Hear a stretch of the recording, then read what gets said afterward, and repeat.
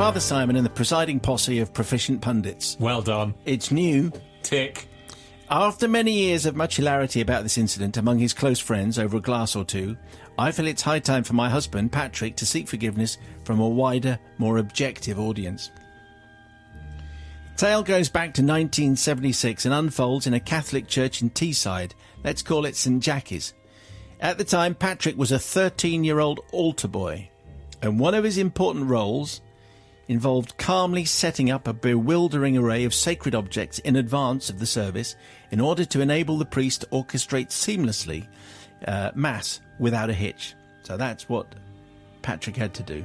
One particular Sunday, Patrick was tasked to collect 3 sacred objects and place them on the table at the back of the church, ready for chosen stalwarts of the community to process them up the aisle and present them to the priest at the appointed time. These objects were the wine chalice, which was a large goblet, in this case of burnished gold encrusted with precious stones. Why? The ciborium, I'm guessing you say it like that, a larger covered container which contained the communion wafers, and the paten, which is a shallow golden dish used to contain the priest's wafer at the most important part of the Mass. Patrick was running late, as usual, and had only just arrived as the service was about to begin to a packed and expectant house. This, if you recall, was 1976, and my husband, concealed under a hurriedly donned cassock, was wearing his newest, most trendy attire.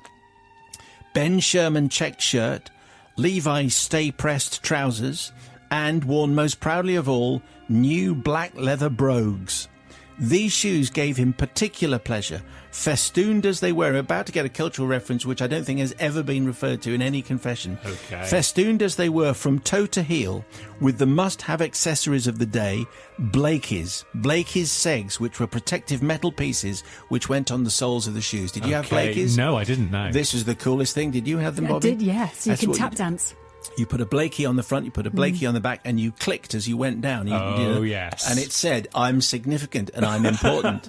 That's absolutely what it said. If you had Blakey's on, you were definitely cooler. Just what you need in church. That's what you have, metal on the bottom of your shoe. That's what it was all about. Aware that everyone was ready and Mass was about to begin, Patrick made a snap decision. He quickly grabbed the chalice in one hand, scooped up the ciborium in the other. Now, this is very much against normal procedure, which advised taking only one holy receptacle at a time. This correct procedure meant that the chalice could be transported with one hand around the stem and the other hand gently securing the paten on top. The ciborium would then normally have to wait for a second journey. Unabashed, however, Patrick hurried full pelt. I mean, who knows how this is going to... I don't know. Who knows how this is going to end up? No idea. He hurried full pelt down the central aisle, heading for the back of the church with his precious cargo in both hands, simultaneously enjoying the sound of the sharp, staccato clickety-clack as the Blakeys came into contact with the marble floor beneath. His enjoyment, however, was short-lived. Oh, was it? He's about halfway down the aisle when, as his customised left heel went down, the Blakey failed to grip on the marble and his foot went from underneath him, whizzing skywards off the smooth surface. Propelled by the impetus into a backwards somersault-type orbit, the continued momentum of the rotational force simultaneously released the sacred objects from his hands and launched them into the air, the chalice and paten heading for one side of the aisle, the ciborium to the other.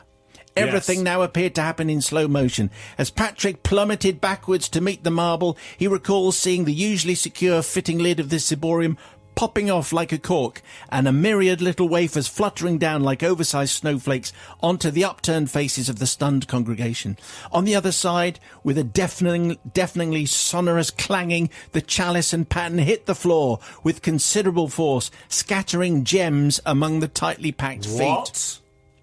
Then he hit the floor with a sickening thud. After a brief moment of winded, agonized chaos, he found himself crawling along the floor among the feet of the congregation, hastily collecting together the warped paten, severely dented chalice, dislodged stones, and the remaining half-handful of tattered communion wafers.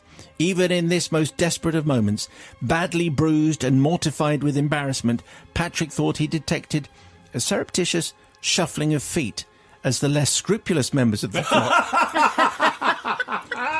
Get this. on. Saw an opportunity to conceal the odd emerald I'll bet. or ruby. Hey, welcome to church. Anything to confess? You with a pocket full of emeralds. Back on his feet, Patrick limped towards the sacristy, painfully aware that every head had spun around to follow him. Among the glacial stares were dotted expressions of pained sympathy and smirking amusement. It was then that he caught a glimpse of his mother's stricken face in the third pew from the front, aghast, ashen and slack-jawed, before she turned to bury her head in her hands. I will draw a veil over the exact dialogue between Patrick and the priest. Suffice to say that the prelate's rage was near volcanic, as sadly this was not the first unfortunate incident involving this most well-meaning but perhaps not entirely suitable of altar boys.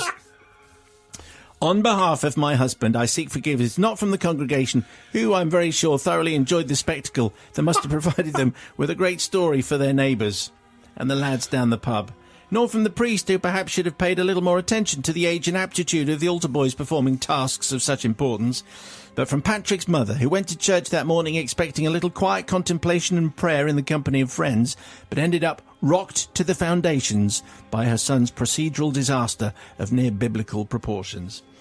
Yours, Amanda, who I think had as much fun writing that as I did reading that out. Check out the members of the congregation. Is that a... Oh, wow. I'll palm that and we'll... That looks as though it might be real. Anyway, Sister Bobby, what do you say? Well, Patrick sounds lovely. I mean, well turned out or what? And it was 1976, the big heat wave. You had to have the Blakeys on, though. That's the thing. You have to go clickety-clack, but sometimes... The thing is, he's not responsible for the marble floor, and those are slippery at the best of times, in the wet. So I don't think it's really Patrick's fault. And this is a place of forgiveness and love. Yes. So I think it's one of those things that, everyone should have helped him. Which they didn't help him, they kind of helped themselves. Yes, very good. And maybe it was a chance for fresh wafers, so, there's a good thing. So here's the thing about Blakey's. At our school, we had, stone corridors, and if you couldn't afford Blakey's, you'd put drawing pins in the soles of your shoes, and then you could go sliding, and the really cool kids worked out how to showers of sparks would go out as you slid down.